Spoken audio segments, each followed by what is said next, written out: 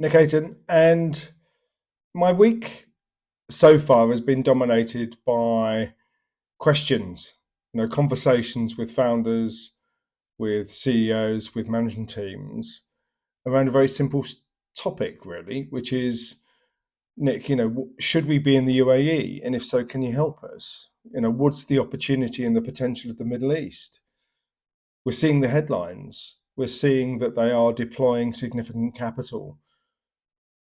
We're reading the headlines about the big investments in AI, in data centers, in infrastructure, in longevity, in healthcare, in construction, in materials.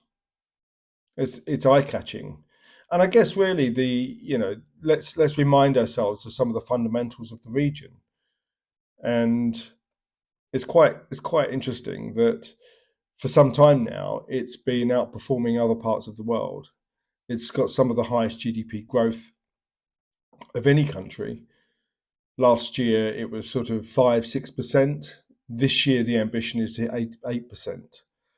And let's look for the drivers of that, because what drives GDP is not deploying wealth that's made from exporting oil. Of course, GDP is an economic function of a whole range of different things.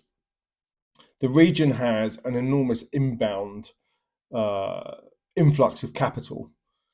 So foreign and direct investment, a lot of family offices have been setting up there because the tax and the regime changes in America, in the UK, and Europe. A lot of millionaires and wealthy people have shifted to the region. So they set up family offices, they set up investment businesses, they buy property, and they put their money in the bank because the tax incentives and the business regulations are very accommodating.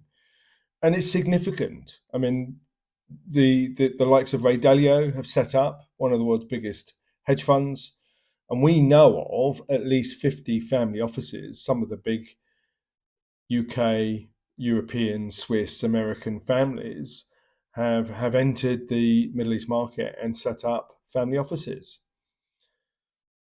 Tourism is significant.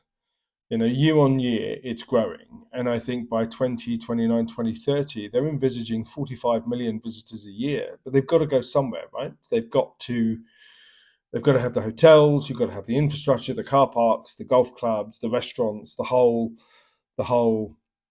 set of services and facilities to accommodate inbound tourism. But also inbound expat community is growing significantly. People are choosing to live, set up there. The quality of life is quite high. It's very safe, and it's not just about tax, of course, although that's a considerable issue for most businesses. Where can I enjoy tax benefits, but also access to capital, cost of capital. And the region does deploy more capital than anybody else, of course, and it loves their tech. They are the headlines are there for everyone to see. So, but what's driving the economy is also construction and real estate, of course, to accommodate tourism and expats. Every time I go there, you see more and more cranes, and they're in Dubai in particular. They're building a new area up near the new Dubai Maktoum Airport, and inevitably, Dubai and Abu Dhabi is being connected by infrastructure.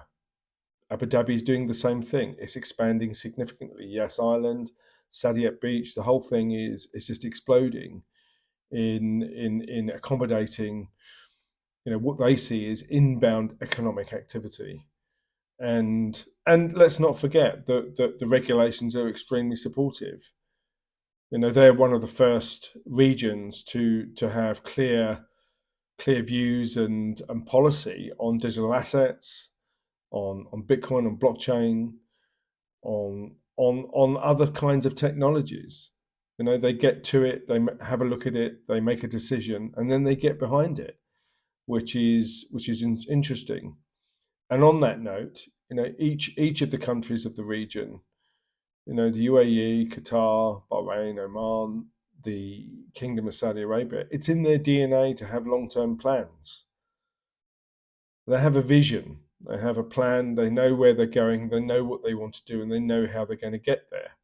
And it's not just about deploying capital, it's all about getting the country behind the vision, which they're very, very good at. And it works. And that's how you move the needle.